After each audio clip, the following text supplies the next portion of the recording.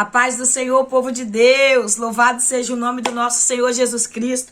Mais um Desperta Crente, 20 de dezembro de 2023. Sou grata a Deus por essa oportunidade, por essa carta poderosa que nós estamos podendo estudar ela para a glória do nome do Senhor. Amém? Vamos lá? Capítulo 1 da carta aos Romanos, já estamos no nosso segundo vídeo. Deus seja louvado. Nós somos gratos ao Senhor por respirar, por estar de pé, porque Deus tem permitido coisas grandes acontecer na nossa vida. Eu sou grata, amém? Vamos lá? Então vamos dar continuidade aqui, nós vamos dar continuidade agora à intenção de Paulo, né? Paulo quer ir à igreja em Roma, a intenção de Paulo de conhecer os seus irmãos ali da igreja em Roma, amém? Que estava situada em Roma. Senhor, eu quero te louvar, eu quero te agradecer e pedir que o Senhor continue falando conosco, continue, Senhor, tomando a direção, o controle, continua, Senhor, abrindo o nosso entendimento para que o teu nome seja glorificado no poder do nome de Jesus, amém? Deus seja louvado. Verso 8 está dizendo assim: em primeiro lugar, sou grato a meu Deus, mediante Jesus Cristo, por todos vós. Porquanto em todo o mundo é proclamado a fé que demonstrais. Olha só, aqui Paulo está falando de um testemunho, né? Paulo está falando de um testemunho, de Marte, né? Testemunho. Então Paulo está mostrando qual era o testemunho que estava vindo desta igreja, né? Estava sendo falado, estava sendo comunicado e proclamado a fé deles, a fé dos irmãos, a fé dos santos. O que estava acontecendo naquele tempo ali? Toda pessoa que era levada até o madeiro para ser morta era tido como um infrator, era tido como um bandido, era tido como alguém que não tinha valores, né, nenhum perante a sociedade. Então, o cristianismo naquele tempo, irmãos, não é o cristianismo que nós vivemos hoje. É a mesma palavra, é o mesmo Deus, é o mesmo evangelho. Porém, naquele tempo, ser um cristão para Roma era algo que, sei lá, superava, né? Ser um cristão naquele tempo seria como uma palavra bem chucra, né? Teria que ser uma palavra bem chucra. Então, quer dizer, era alguém que estava seguindo um bandido, alguém que estava seguindo uma pessoa desprovida de qualidades. Então, o cristianismo no tempo ali em Roma não era bem visto, então era muita perseguição mesmo, era muita morte. E Paulo está escrevendo aqui nesse verso 8, dizendo: porquanto em todo o mundo é proclamado a fé que demonstrais. Então, em todo o mundo, naquele mundo daquele tempo ali atual, estava sendo proclamado o evangelho, a fé que demonstrava, o testemunho sendo falado, né? Porque eu acredito, irmãos, que a pregação ela é poderosa. A gente prega na igreja, a coisa mais linda, prega na rua, mas eu acredito que o que mais salva é o testemunho do cristão. Eu acredito que o que mais liberta é o testemunho. Eu te digo por experiência própria. Eu fiquei muitos anos sem crer em Jesus, sem querer ir à igreja, sem acreditar na transformação que Jesus faz na vida, porque de crentes que estão dentro da igreja, fingindo de crente, encapsulado de crente, dizendo que é crente, travestido de crente, mas não são crentes, porque o testemunho era terrível. Então essas pessoas fez com que a minha visão fosse tampada e eu não conseguisse enxergar o verdadeiro evangelho que transforma. Então eu acredito que o testemunho fala muito mais do que muitas falácias, amém? Porque a palavra de Deus, quando você vive ela, você se torna uma Bíblia, um livro aberto. Então, você vivendo a palavra de Deus, você salva muito mais almas do que você está pregando, sabia? Porque pregar, hoje qualquer pessoa prega, não tem vida. Nós estamos vendo igreja para tudo quanto é gosto, todo tipo de qualidade de pecador, pregando a palavra, mas sem transformação nenhuma. Então, o que eu vejo um impacto maior é quando eu deixo essa palavra me transformar, mudar a minha vida. O testemunho é falado. Verso 9. Deus, a quem sirvo de todo o coração, pregando o evangelho de seu filho, é minha testemunha de como sempre me recordo de vós. Paulo está dizendo, olha, eu tenho amor, eu tenho alegria, eu prego o evangelho com todo o meu coração, eu sirvo com toda a minha vontade, a minha alma. Irmãos, é fazer por amor. É ir à igreja adorar a Deus por amor, é pregar o evangelho por amor, é fazer a obra de Deus por amor, não por obrigação. Eu vou porque eu tenho que ser visto, eu vou porque alguém tem que saber que eu fiz, vou falar porque alguém precisa saber que eu falo. Não, é amor, é desejo. Você tem que ter aquele fogo, aquela chama queimar no teu coração. Às vezes eu tô muito cansada mesmo, que a vida da gente é bem corrida, então a gente fica bastante cansado, mas sabe, meu desejo, a carne grita pra me deitar e ficar deitada dormindo. mas o coração e o espírito clama para se alimentar e mais, entendeu? Então o coração tá queimando, aquele desejo de se alimentar, de receber mais, e a igreja adorar, cultuar, e o corpo pede cama, mas aí você escolhe quem você vai deixar vencer. Então deixa o espírito te guiar e vai à igreja, adore a Deus, porque cansaço, nada como uma boa noite de sono para você ficar bem descansado. Agora, o espiritual precisa estar inabalável, isso é alimentado todo dia, todo dia, todo dia, todo dia. Amém? Então não deixa de adorar o Senhor, amém? Por cansaço que todos nós temos. O corpo aqui é físico, então infelizmente cansa.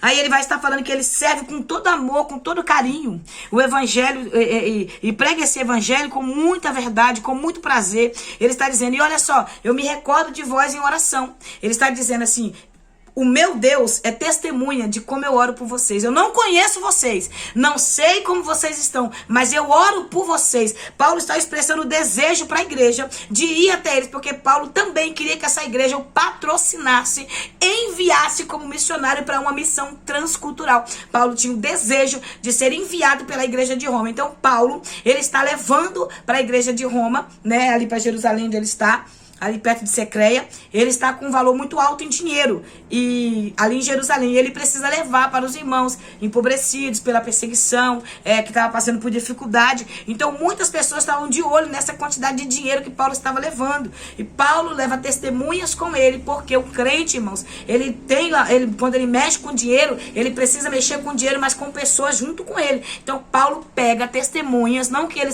fosse um mau caráter, mas que era necessário ter alguém do lado, porque nós não podemos confiar em nós temos que confiar no Senhor, nós temos que confiar em Deus, porque a gente não se conhece, tá? Deus nos conhece, mas a gente não se conhece, não. Quando Deus coloca um crente na prova, Deus coloca o crente na prova, é pra gente se conhecer, não é pra ele me conhecer, não, porque ele já me conhece, é pra mim saber quem eu sou, porque na hora da ira você sabe quem você é, na hora da raiva você sabe quem você é, na hora da ganância do dinheiro, quando você vê muito dinheiro, você sabe quem você é. Então Paulo, ele está com uma bolada em dinheiro na mão para levar para os irmãos empobrecidos, que até quando você estuda um pouquinho mais, aprofunda, vai ver que até alguns governantes de Roma já estavam de olho naquele dinheiro. Alguns de Jerusalém estavam de olho naquele dinheiro que estava na mão de Paulo, porque a igreja de Jesus Cristo é uma igreja abençoadora, é uma igreja que não se apega ao materialismo. Então, algumas igrejas se reuniram e cada uma deu o que pôde, e ali se formou aquela quantidade de dinheiro que estava na mão de Paulo, que estava na mão...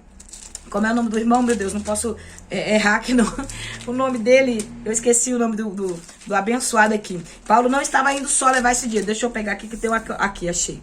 Ó, Paulo estava indo a Roma na ocasião, ele estava indo levar esse dinheiro, mas ele não estava só. Eu quero achar o nome do irmão aqui e eu não estou achando o nome do abençoado. Achei. Erasto.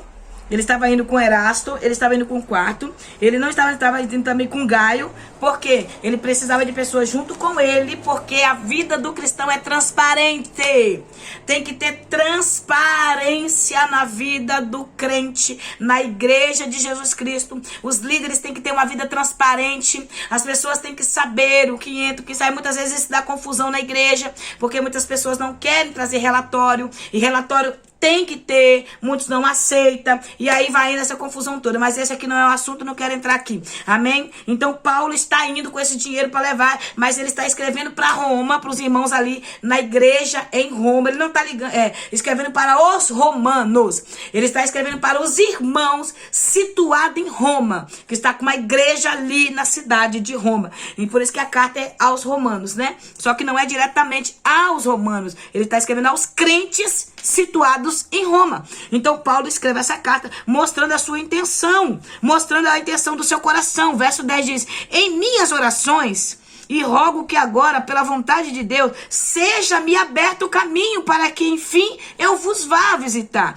O verso 11 ele diz: pois grande é o desejo do meu coração em ver-vos, para compartilhar convosco alguns dons espirituais, a fim de que sejais fortalecidos. Quero dizer que eu vos seja mutualmente encorajados pela fé. Ele está dizendo, tanto eu quero ser encorajado, quanto eu quero encorajar vocês. Tanto eu quero ir para compartilhar um pouco dos dons espirituais, um pouco da graça, da sabedoria que eu tenho, que o Senhor me confiou, que eu também quero receber de vocês. Paulo está indo ali, na igreja ali que está situada ali, não somente na intenção de ser enviado pela igreja, mas ele está indo porque ele quer ver como estão os novos convertidos, ele quer incentivar, ele quer compartilhar experiências para os que estão maduros maduros na fé, para compartilhar, para que eles continuem firmes, para que eles continuem pregando o evangelho, para que eles não parem porque das perseguições, das lutas, para que o avanço missionário cresça. A igreja só cresce com trabalhos missionários. A igreja só cresce com atividades missionárias. Não adianta, pode fazer culto da vitória, campanha, pode fazer, entra culto, sai culto, congresso, festa, tudo. Mas a igreja só cresce, a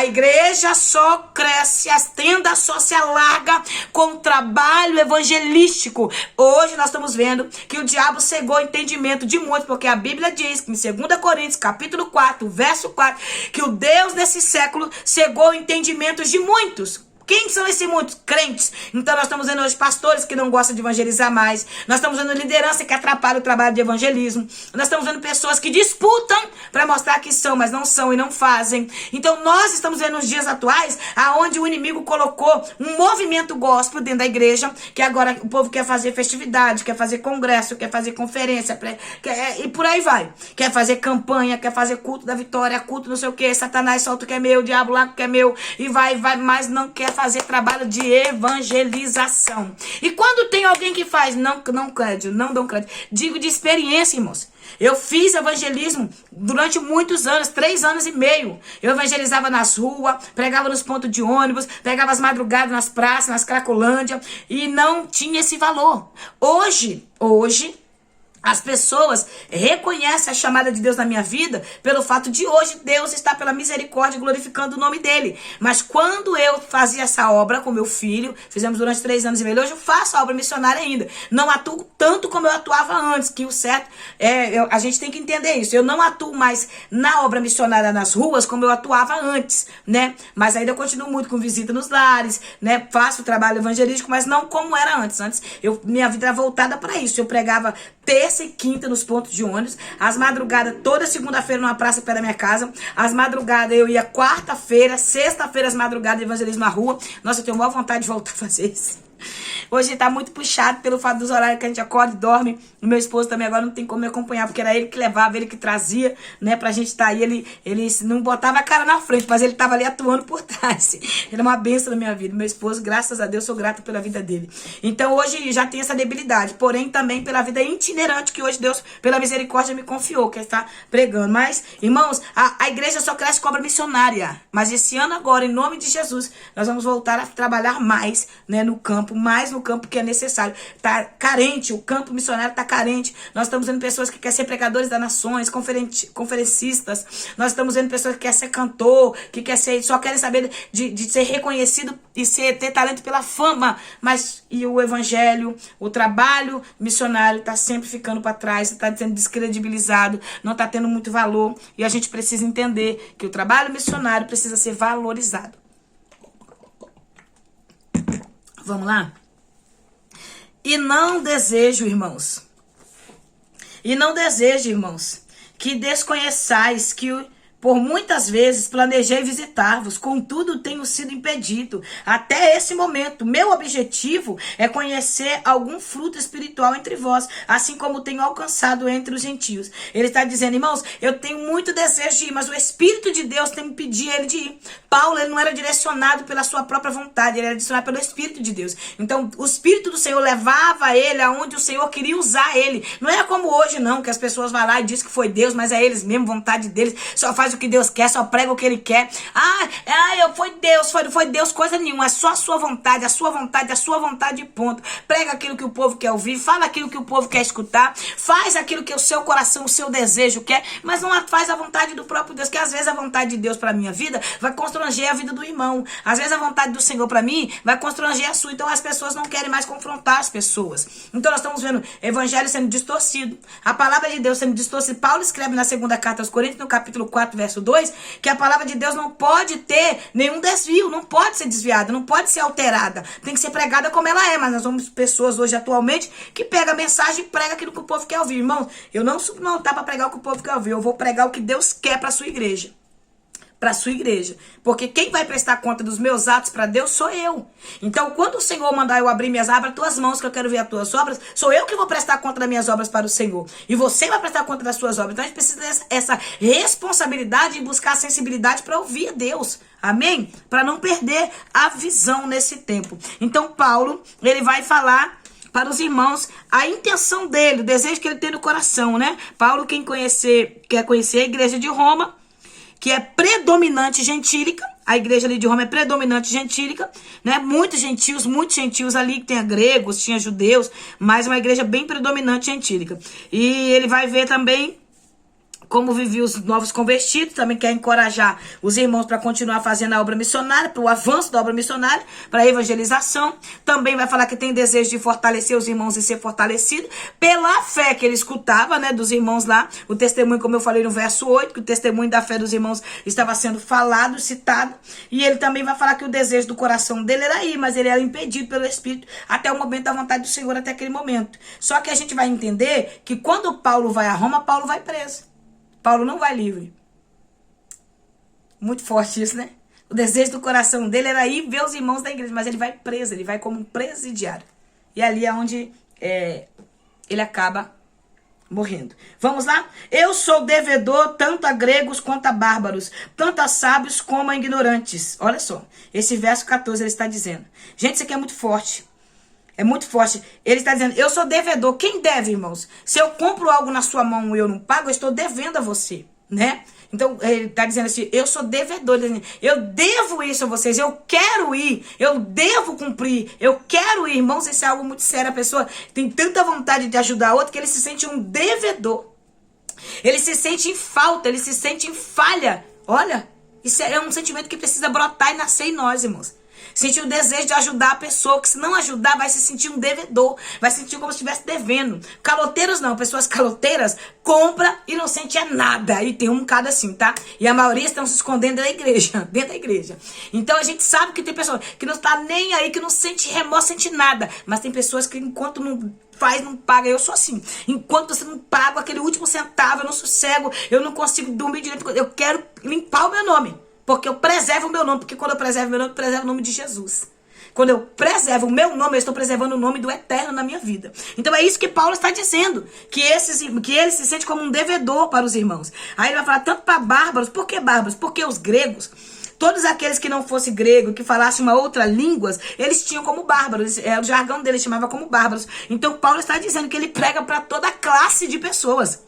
Ele não faz exceção, ele prega para toda classe, como o Senhor Jesus nos ensina a não fazer exceção. Pregue para toda classe, ame seu irmão. Abomine o pecado, mas ame o pecador. Então Paulo está dizendo que ele abomina o pecado, mas ele ama o pecador. Então ele prega e ele está devendo a gregos, ele está devendo a bárbaros, tanto a sábios quanto a ignorantes, tanto aqueles doutores, né, aqueles bem cultos na letra, quanto aqueles também que não sabem, que desconhecem. Porque ignorante é aquele que desconhece. Tipo assim, eu não conheço o Evangelho de Jesus Cristo, então eu sou ignorante, porque eu desconheço. Então tem pessoas que falam daquilo que não conhecem. Aqueles que criticam o Evangelho, que apontam o Evangelho, que apontam a igreja, que apontam os irmãos, são pessoas ignorantes que não conhecem. Falam, mas eu mesmo. Eu era uma pessoa ignorante. Eu falava contra os irmãos da igreja, eu falava contra o Evangelho sem conhecer o Evangelho, sem conhecer o que Jesus podia fazer na minha vida. Então eu era uma pessoa ignorante. Eu falava que não existia crente, que esses crentes eram tudo isso, tudo aquilo.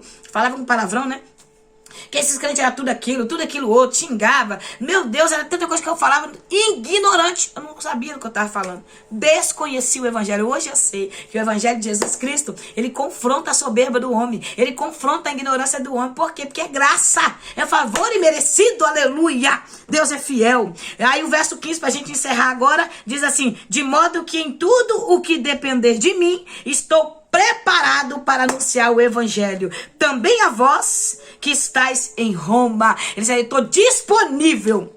Eu estou preparado. Pode enviar. Pode mandar problema que eu estou preparado para resolver. Disponível, irmãos, isso aqui é muito forte. É uma pessoa que tem convicção de quem ele é. É isso que o Senhor quer em mim e em você, que a gente tenha convicção de quem nós somos no reino, convicção da chamada da nossa vida, convicção de quem te chamou. Então não deixa ninguém abalar sua fé, não deixa ninguém te entristecer, não deixa as falácias das pessoas invejosas. O ser humano, irmão, dificilmente quer ver você melhor que ele. As pessoas dificilmente vão te querer ver melhor que ela. Geralmente as pessoas têm aquele sentimento de inveja. inveja, aquele sentimento de tentar parar, porque não quer ver a pessoa melhor que ela. Então, quando você olhar para você, analisa onde Deus te tirou, quem é você hoje, quem foi você. E se você está na caminhada do processo, glorifica no meio desse processo, porque todas as lutas glorificam o nome do Senhor. O Pai, Ele prova a nossa fé. Então, as provas glorificam o nome do Senhor na nossa vida. Amém? Deus te abençoe, que a paz do Eterno te alcance. Seja bem-vindo neste canal. Continue se inscrevendo nele e me ajudando aí para a glória de Deus. Ore por mim, eu oro por vocês. Juntos nós chegamos ao céu.